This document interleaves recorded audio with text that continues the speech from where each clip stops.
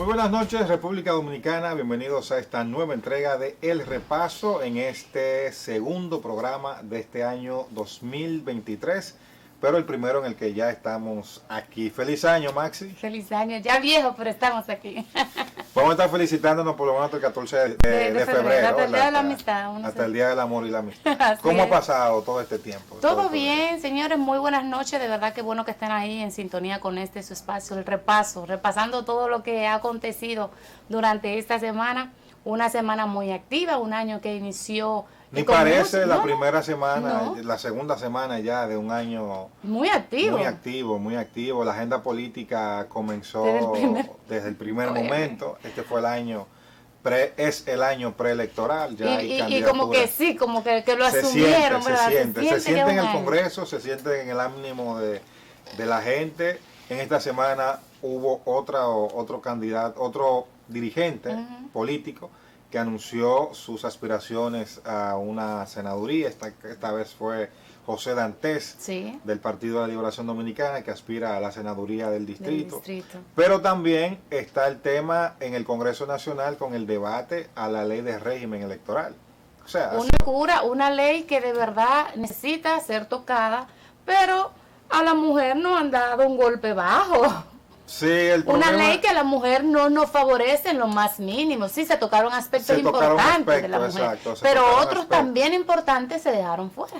Exacto. El detalle está en que recordemos que la primera ley era muy... O sea, el constitucional fue desguazándola. Totalmente. Muchísimos puntos importantes. Y al final se quedó como un esqueleto únicamente.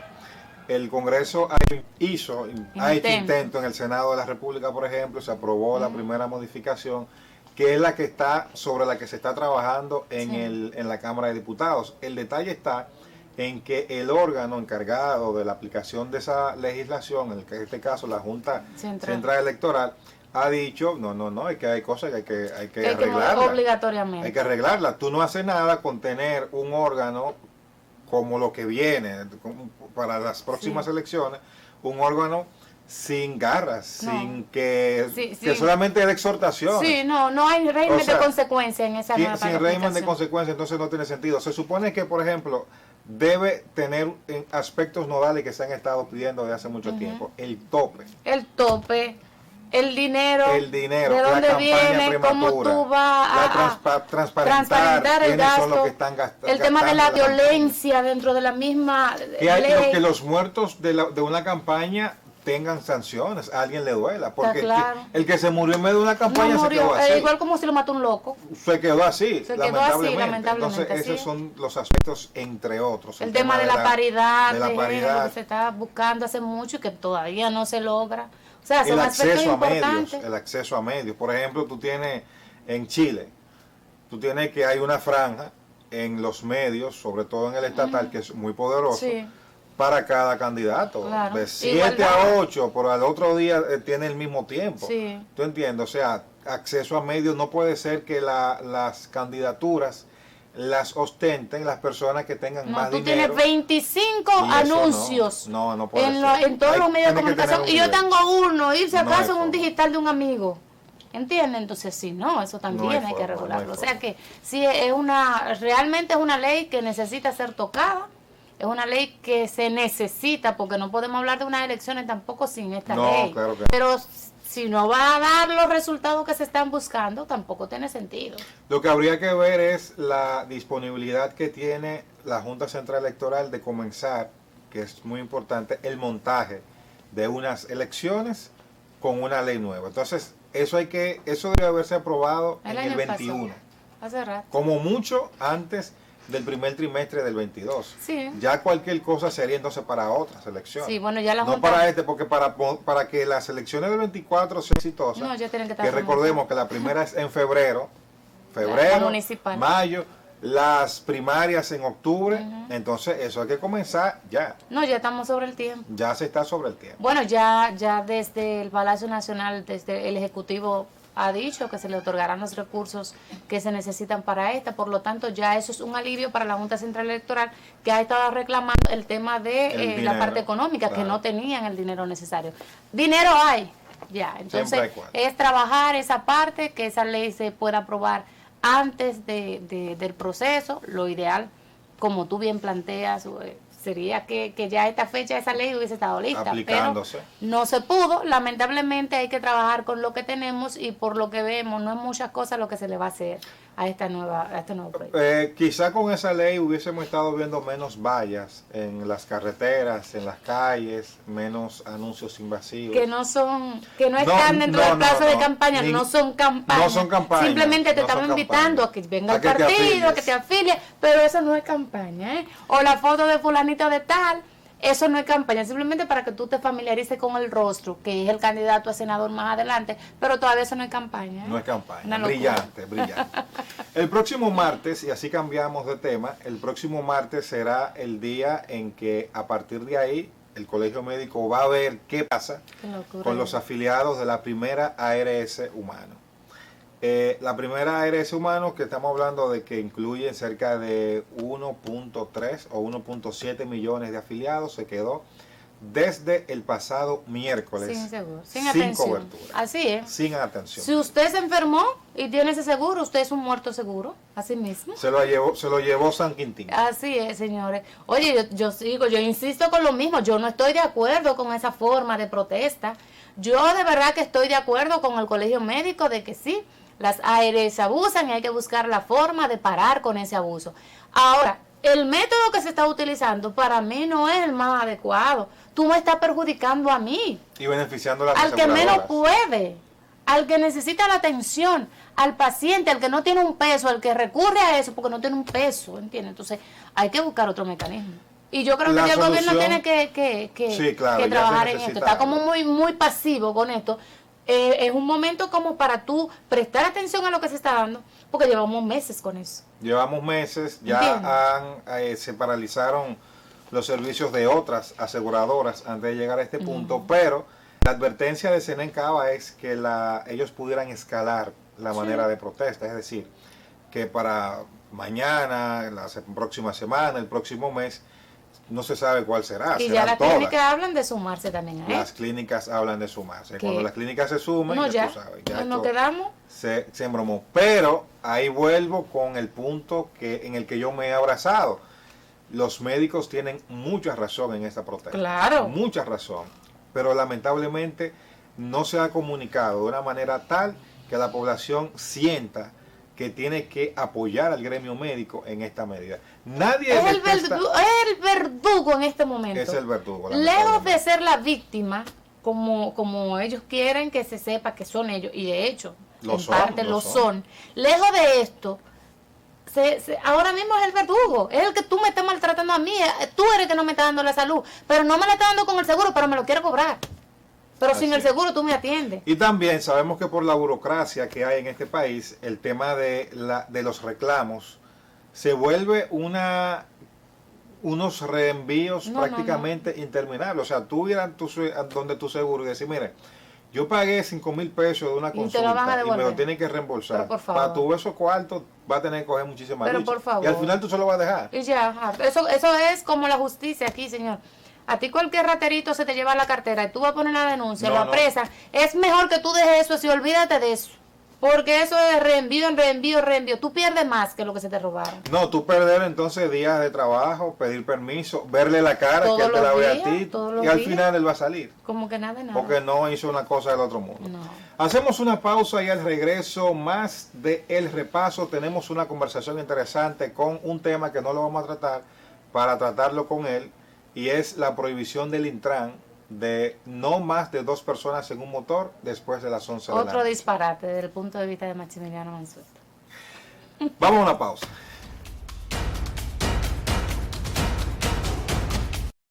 Tenemos un propósito que marcará un antes y un después en la República Dominicana. Despachar la mercancía en 24 horas. Estamos equipándonos con los últimos avances tecnológicos. Es un gran reto, pero si unimos nuestras voluntades, podremos lograrlo. Esta iniciativa nos encaminará a ser el hub logístico de la región. Es un propósito donde ganamos todos, pero sobre todo ganamos como país. Despacho en 24 horas, juntos a tiempo. Dirección General de Aduanas. Veo modernos televisores,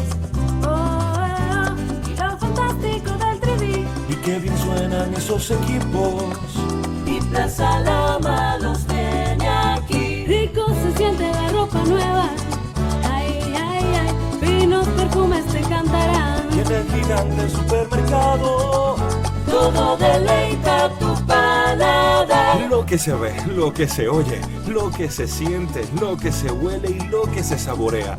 Todo lo que quieren tus sentidos lo encuentras en la supertienda Plaza Lama.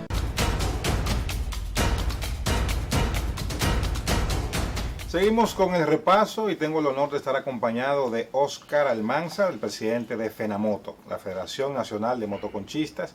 Y es el hombre del momento porque ha habido una resolución del Intran, el Instituto Nacional de Tránsito y Transporte Terrestre, que pide limitar la circulación de más de 2 personas en motores después de las 11 de la noche. Y evidentemente es una resolución que ha dado mucho de qué hablar y por eso está con nosotros. Así que, Óscar, bienvenido. Sí, Israel, buenas. La lectura de FENAMOTO de inmediato evidentemente ha sido el rechazo. Luego del conocimiento de esto hasta aquí, ¿qué se ha hecho? ¿Y cómo ha tomado esta resolución en las filas de los motoconchistas? Bueno,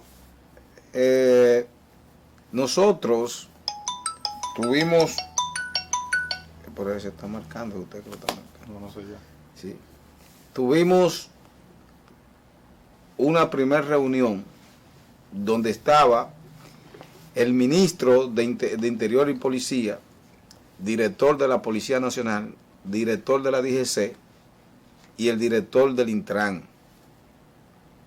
Por parte de nosotros nosotros convocamos los importadores de motocicletas, los distribuidores y los consumidores que somos nosotros. Ahí presentaron una estadística, las autoridades, el equipo de gobierno de seguridad ciudadana, de que los robos y atracos se estaban haciendo en motocicleta.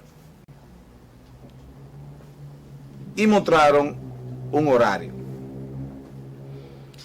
Inicial querían que se prohibiera las motocicletas a las 9 de la noche. 2 andando en una motocicleta a las 9 de la noche. Una locura.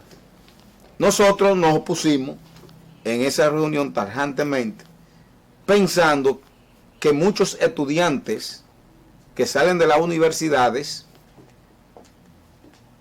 que lo único que tienen para pagar es un motoconcho para entrar a su casa, entonces no iban a poder.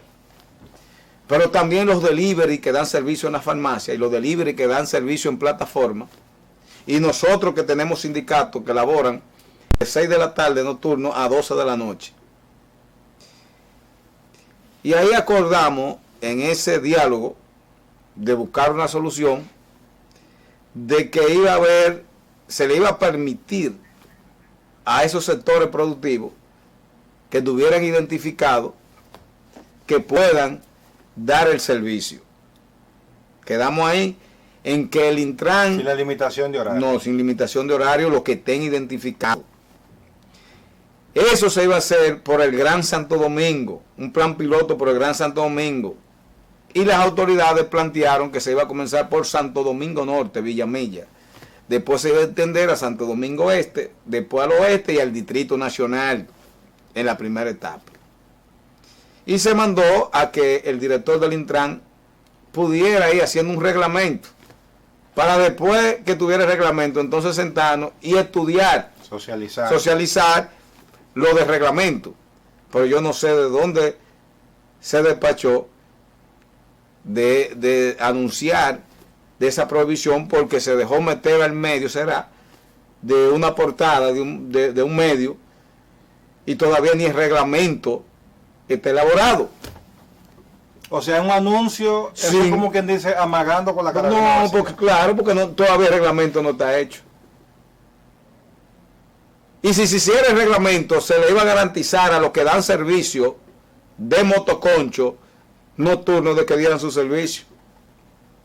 Okay. Y a los delivery, porque nosotros defendimos esa posición de que se le garantizara a esos trabajadores en motocicleta que han identificado quizás sus labores. Un tema de la realidad nacional, la realidad sociodemográfica del país. Pero claro. Que el tema del transporte es espontáneamente la respuesta dominicana al déficit y a la necesidad de movilidad que tenemos en barrios y en comunidades muy apartadas.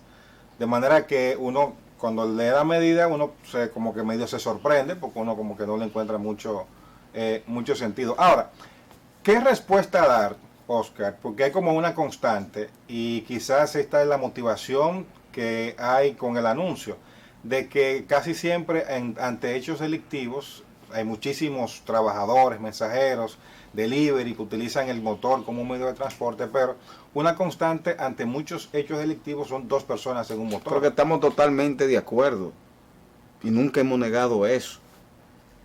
Nosotros somos el blanco de los delincuentes. A nosotros nos roban a diario motocicletas y nos apuñalean compañeros. Hace una semana que nos mataron un compañero para quitarle una motocicleta.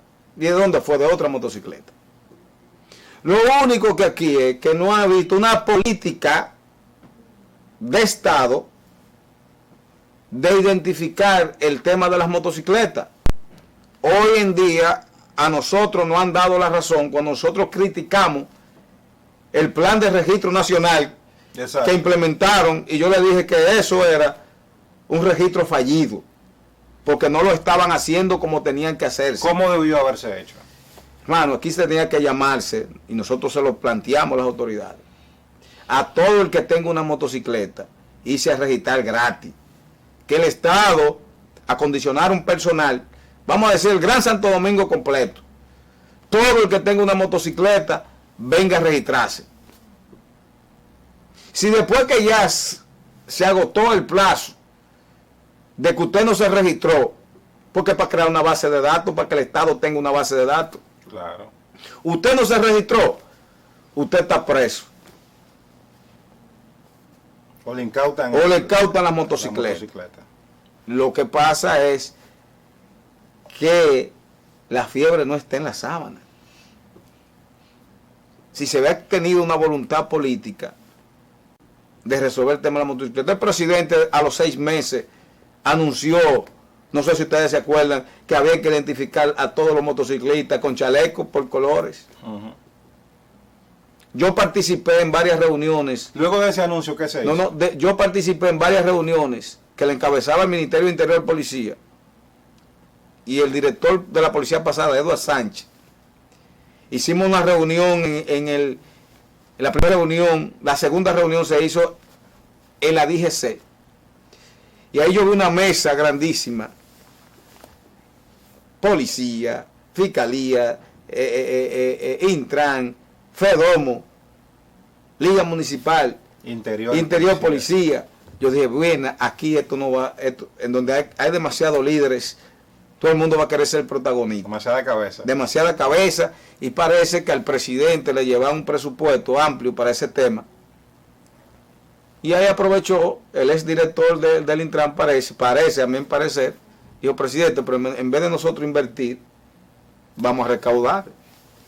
Y ahí que se inventa el tema de la licencia, de pagar 600 pesos, de registrarse. Hermano, eso no es ahí, de un registro de licencia o de cosas, y de pagar. Si lo que queremos es crear una base de datos para tener el control de todo el que anda en una motocicleta, era crear una base de datos. Pero comenzaron a cobrar la licencia, un error. La pata, la mesa estaba coja. Porque entonces aquí había extranjeros que tenían motocicleta de hobby, que tienen motocicleta para montear, para cosas. Otros como colombianos, venezolanos y haitianos que dan servicio de motoconcho, no le permitían registrarse. No le permitían registrarse. Entonces, ¿y cuál segmento entonces? Y eso tenía que hacerse, un ejemplo, coger, como yo repito, primero el Gran Santo Domingo y el Distrito Nacional. Cuando se peinara aquí, coger una provincia. Y hoy en día, si se habían llevado de nosotros, el Estado y el gobierno había tenido una base de datos concreta y podía exhibirla. Que no la tiene. Hermano. Y está lejos de tenerla, por lo que usted dice. Lo que van 700,000 motocicletas registradas. ¿Y cuántos se registran? Hay más de 3 millones y pico de motocicletas. Otras cosas que aquí tienen que registrarse, y es fácil, y nosotros lo hemos aplicado. Aquí hay 4 sectores dentro del renglón motocicleta.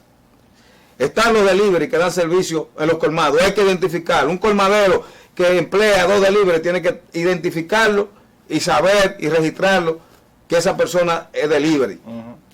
Los mensajeros que dan servicio en las empresas y andan en motocicleta tienen que andar identificados con el nombre de la empresa y con su carnet y registrarlo. Las plataformas digitales, que ahora es de moda, también tienen que registrar a todos sus miembros, sus afiliados. Los motoconchistas, que somos la parte obrera, que somos los que más nos hemos registrado, los que mayoría está registrado ahí, son motoconchistas.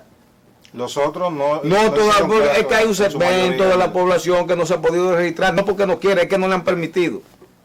Tampoco había personal para dar cabida a toda la demanda que hubo. Es que, hermano, vuelvo y repito, es comenzar por provincia o por municipio. Primero encabezar el Gran Santo Domingo, que es la capital, y el Distrito Nacional. ¿Cerca de cuántas paradas y cómo están organizados el sector motoconchista en el país? ¿Qué tan representativo es FENAMOTO? Por parada, nosotros estamos en 27 provincias del país. Más de 40.000 afiliados y organizados, estructura organizada. Y eso nosotros lo hemos hecho por nuestra propia cuenta, sin en ningún estado invertir en nosotros.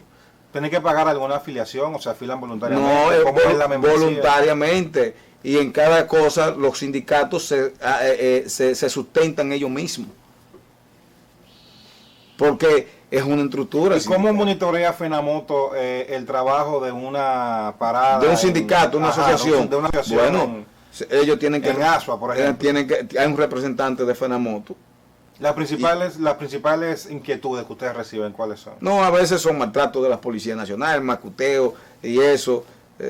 Un desorden. Ahora mismo cuando yo venía, esta mañana, en la 27 de febrero, vi un operativo de la DGC montada con un tapón parando motoristas.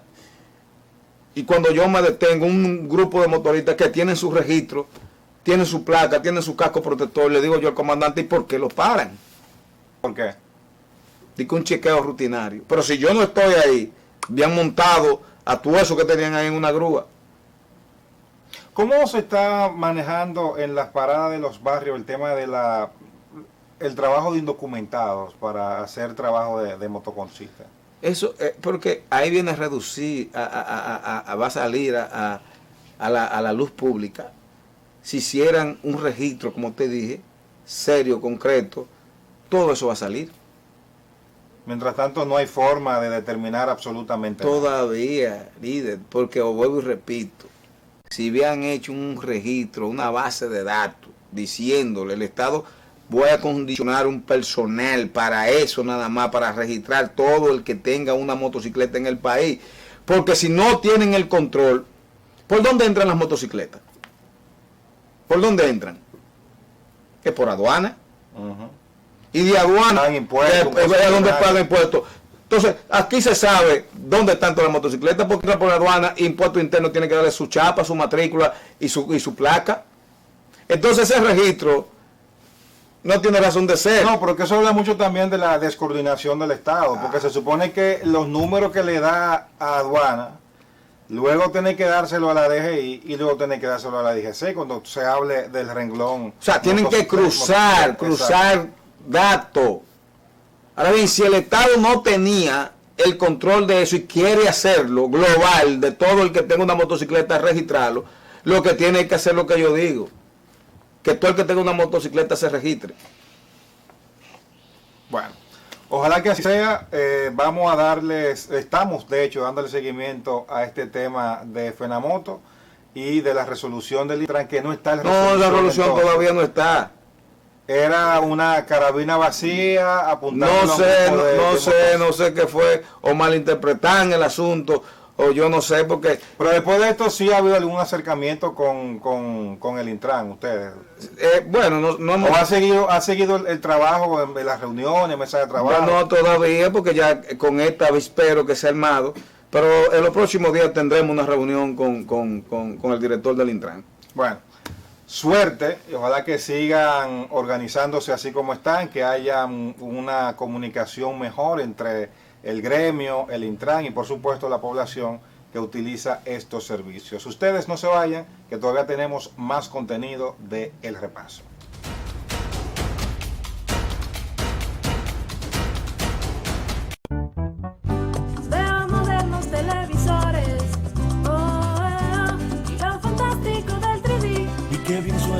muchos equipos. Y Plaza Lama los tiene aquí. Rico se siente la ropa nueva.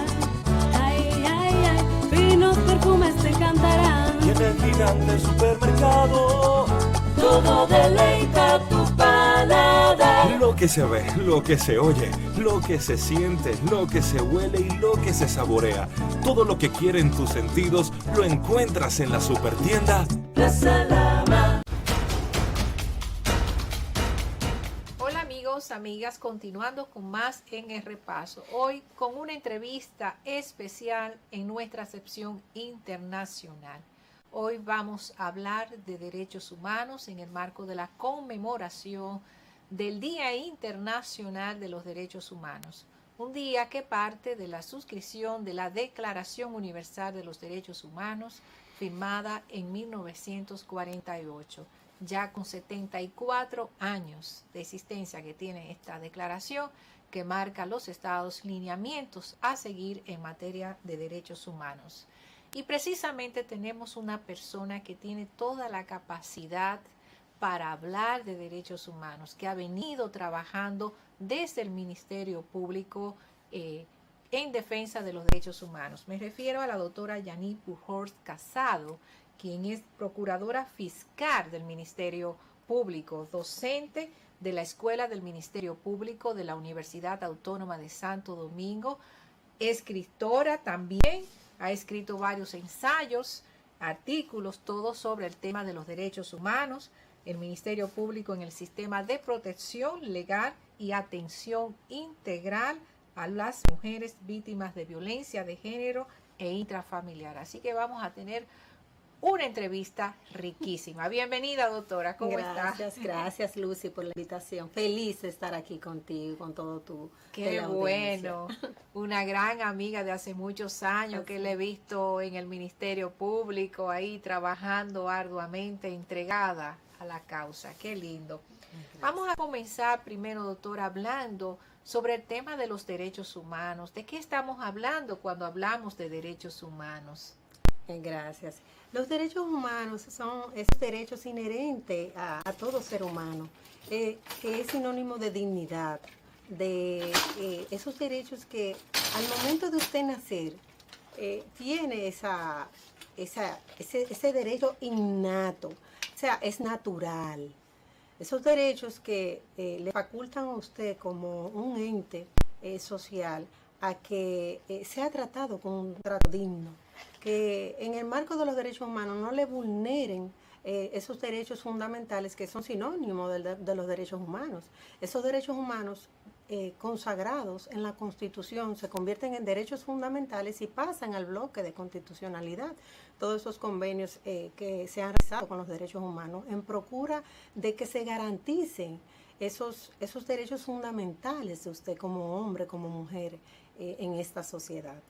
Y nuestro país, doctora, es parte de la mayoría de las convenciones internacionales de derechos humanos, ¿verdad? Todo lo que tiene que ver con violencia intrafamiliar, casi todas. Es correcto. Nosotros como Estado hemos suscrito las convenciones de Belén do Pará, la Convención de la No Discriminación contra la Mujer, también las convenciones en el marco de los derechos humanos, de los derechos civiles y políticos, de los derechos económicos, sí, los pactos que tenemos, y también de todos esos convenios que consagran la Carta de las Naciones Unidas a los fines de nosotros garantizar como Estado esos derechos humanos de toda la población dominicana. Así es.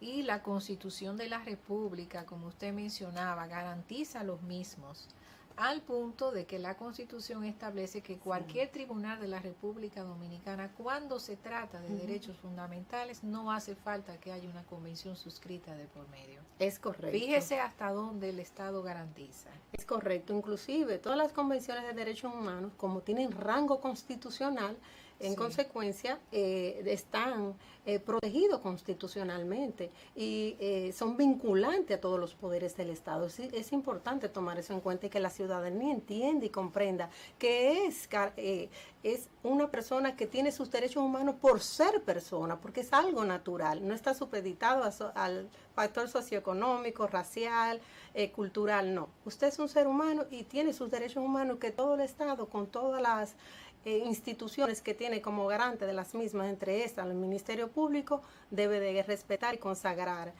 cada día en su accionar que usted tenga los derechos garantizados. Doctora Pujols, yo quisiera preguntarle, ¿cuál es el rol del Ministerio Público? ¿Qué rol juega para garantizar los derechos humanos?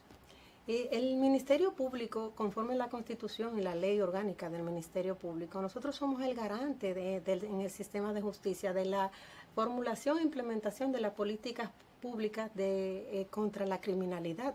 También nosotros somos el ente persecutor, en este caso, de todas las acciones penales de orden público. También nosotros como Ministerio Público somos garantes y protectores de las víctimas, entre otras funciones, y también encargados de la resolución alternativa de conflictos. Es muy importante que en ese ejercicio el Ministerio Público ejerza su función con el eje transversal de los derechos humanos con toda la ciudadanía. Ok, excelente. Y con el tema de las mujeres, de la violencia intrafamiliar, ¿cómo trabajan ustedes para garantizar los derechos de una parte y de la otra, a pesar de estar en un conflicto? Importante esa pregunta, porque la ciudadanía a veces tiene cierta confusión y entiende que el Ministerio Público solamente debe de garantizar los derechos de la víctima. Nosotros tenemos que garantizar los derechos tanto de la víctima como del imputado. Y en el ejercicio de nuestras funciones, como garantes que somos del debido proceso, de esos derechos fundamentales, nosotros debemos de velar por la prueba de cargo y descargo inclusive. Entonces, ya en el ejercicio de nuestras funciones como Ministerio Público, si estamos en áreas de investigación de los tipos penales de delitos de violencia contra la mujer, en violencia física, psicológica o delitos sexuales, nosotros tenemos que velar que en el marco del debido proceso, en todo, desde el inicio hasta obtener una sentencia irrevocablemente juzgada, se garantice el derecho de la víctima y el imputado en igualdad de condiciones. Eso es importante. Sí. Y en la práctica, en estos casos, ¿cómo lo garantizamos? Bueno, desde que iniciamos con la facultad de que le otorgamos el acceso a la justicia a través de las unidades de violencia de género, en el caso puntual de los delitos sexuales o violencia contra la mujer. Tenemos unidades de violencia de género diseminadas en todo el distrito, en todas las jurisdicciones del país, a los fines de que se garantice el acceso a la justicia como uno de los principales íconos o la base fundamental para que ese ciudadano o esa ciudadana se le pueda reparar el daño, se le pueda otorgar una pronta y sana justicia. Eso es importante. Después aplicamos los protocolos correspondientes para que esa atención oportuna y eficaz sea en el tiempo y en el plazo correspondiente y con la debida prontitud también que se necesita, entre otras medidas de protección que tomamos conforme a los protocolos existentes en la materia. Ok. Y en ese acceso a la justicia, que es un derecho humano, el acceso a la justicia, en ese acceso, ¿ustedes atienden extranjeros? ¿Tiene que ver tema de la nacionalidad, que estén legalizados? ¿Cómo? No, realmente, nosotros como garante de esos derechos humanos tenemos que procurar solamente que identificar si esa persona es víctima e individualizar los imputados. Ya el resto del estatus migratorio de esa persona no es una relevancia penal para nosotros. Nosotros lo que tenemos que garantizarle como Ministerio Público es el servicio oportuno y eficaz. Inclusive en todas las unidades de fiscalías hemos recibido denuncias de nacionales extranjeros donde nosotros no le cuestionamos si esa persona está documentado o no. Simplemente ese relato del hecho, las evidencias que tenemos y así sustentamos nuestra pretensión penal en los tribunales. O sea que ustedes no andan averiguando si es un ciudadano colombiano, si es venezolano, si es haitiano, se atiende el caso. Claro que sí. Y eso es muy importante tomar en cuenta con el tema principalmente de las víctimas, de las mujeres víctimas de violencia. ¿Por qué? Porque muchas de ellas desconocen esta información, entonces tienen temor quizás a que si llegan a una fiscalía, a una unidad a interponer una denuncia que son víctimas, ellas van a ser objeto de algún tipo de entrega a migración y esto no. Esas mujeres víctimas de violencia, principalmente esas que son más vulnerables, los niños, están protegidos por el Ministerio Público para nosotros garantizar esos derechos de ellas y de sus niños y sus niñas. Qué bien. Doctora, hablando de mujeres, yo estoy muy contenta de ver este trabajo que usted hizo. Por favor, enfóquenme esto. Este libro que usted acaba de publicar, Estrategias de participación de la mujer en procesos políticos, electorales, realidades y tendencias. Aquí. Yani Elizabeth Pujols Casado. Esa ancla, esas mariposas, ¿qué significa? Gracias, Lucy. Bueno, sabes que cada libro es un hijo.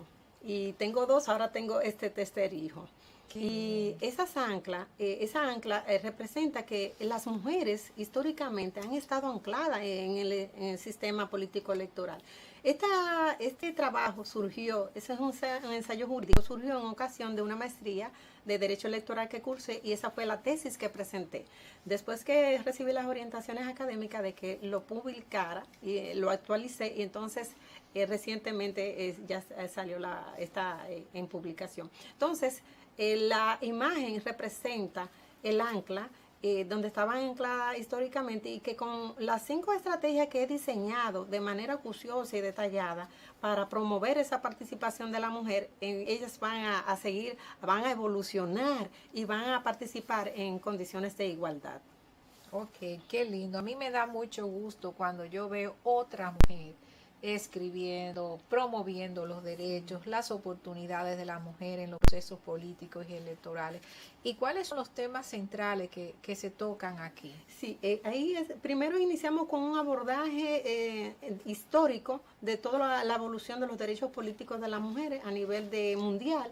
Después hacemos un análisis comparativo de los 5 continentes, cuáles han sido esas estrategias utilizadas por las mujeres políticas que han impulsado su participación. Estamos hablando entre Merkel, estamos hablando entre Cristina, entre otras, Hillary Clinton. Después entonces diseñé 5 estrategias que están orientadas, una a la formación política electoral con perspectiva de género, ahí establezco la metodología, el cronograma de ejecución con los temas que hay que impactar a toda esa población para impulsar el liderazgo femenino, el empoderamiento femenino desde la óptica política y también todas esas estrategias para educar al hombre con las nuevas masculinidades, claro está, y todos los políticos y políticas para que esas mujeres realmente dentro de los partidos puedan ocupar esos puestos de mando que hasta ahora han estado relegados. También otra de las estrategias es un marketing político con perspectiva de género, donde vamos a trabajar con los medios de comunicación, una serie de herramientas le vamos a facilitar tanto a la candidata o precandidata como también a esos partidos políticos para que realmente con los medios de comunicación exista una sinergia y una evolución en cuanto a la imagen política de la mujer desde una óptica profesional y con liderazgo político. También tenemos una estrategia diseñada, orientada al tema de lo que son las redes de apoyo. Ahí identificamos unas redes de apoyo que van a costear financieramente esos proyectos políticos, también educativos de todas las escuelas, de los partidos políticos, a los fines de que pueda evolucionar esos partidos políticos y que esa ancla que tienen, que uno ha analizado que no están haciendo ningún tipo de formación política ciudadana a las mujeres, a las jóvenes, eso se ha desmontado. Y otro es, abordamos la violencia política de la mujer. Ahí creamos una propuesta de un protocolo para tratar el tema de la violencia política, estableciendo la conceptualización, cuáles son los escenarios de la violencia y cómo nosotros podemos erradicar esa violencia política contra la mujer. Sí, porque se observa violencia en todos los ámbitos también. Es correcto. Y hay que trabajar con ese tema. Es correcto. Así que yo le felicito por ese valioso aporte que usted le está dando a la República Dominicana y a la historiografía dominicana de este trabajo. Así que las mujeres, anímense, aspiren a participar políticamente. Hay espacio y tenemos que demandar ese espacio que nos corresponde por ley. Sí. Muchísimas gracias. Ya para cerrar, un mensaje que usted quiera enviar en el marco de los derechos humanos a los amigos y amigas que nos siguen. Sí. Recordarles a toda la ciudadanía, los derechos humanos son esos derechos inherentes a usted. Desde que usted nace de forma natural, esos derechos lo acompañan desde el nacimiento hasta la muerte. Que usted procure en todos los espacios de su desempeño familiar, académico, social, procurar no solamente que le respeten sus derechos humanos, derecho a la vida, derecho a la libertad, derecho a la expresión, derecho al tránsito. Todos esos son derechos humanos, derecho a que le suplan sus necesidades básicas, en los casos de las poblaciones vulnerables también, que le garanticen sus derechos. Y que usted sea veedor de esos derechos y garante de sus propios derechos, pero de los derechos de los demás. Porque si logramos una cohesión social en pro de garantizar los derechos humanos, nosotros vamos a tener una sociedad más justa e inclusiva. Así es. Eso es lo que necesitamos, una sociedad más justa e inclusiva y humana. Muchísimas gracias por su visita, doctora Janine Pujols. Gracias a ustedes que siempre nos siguen y continuamos con más en el repaso.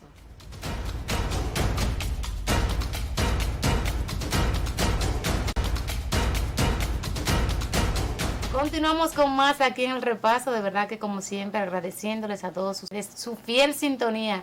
Y como hablábamos al principio, señores, muchas informaciones durante esta semana y ya hemos visto un nuevo plan piloto que se está implementando en el país y en relación al transporte escolar. Algo importante que realmente se necesita, sobre todo en esas provincias donde muchos estudiantes tienen que trazarse y caminar decenas de kilómetros y no tienen un medio de transporte que se pueda dar. Inició ya esta semana lo que es este piloto en 5 provincias, sobre todo la mía, Monte Plata, Baní, San Cristóbal, fueron algunas de las provincias aquí en el distrito, en el Gran Santo Domingo, sobre todo la zona de La Victoria, donde precisamente se realizó el acto encabezado por el presidente de la República.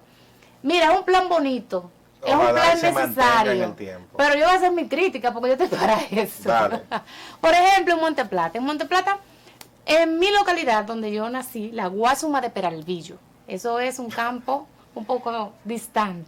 Hasta decirlo, eso ya como no, olvídate de eso, 1 hora y 45 minutos, no creas ¿De que dónde? ¿De aquí? Claro, okay. Eso es un barrio de la capital. Pero hay un puente que no lo tenemos sobre el río Juanateví. Para tú pasar un minibús de eso por ahí, es imposible.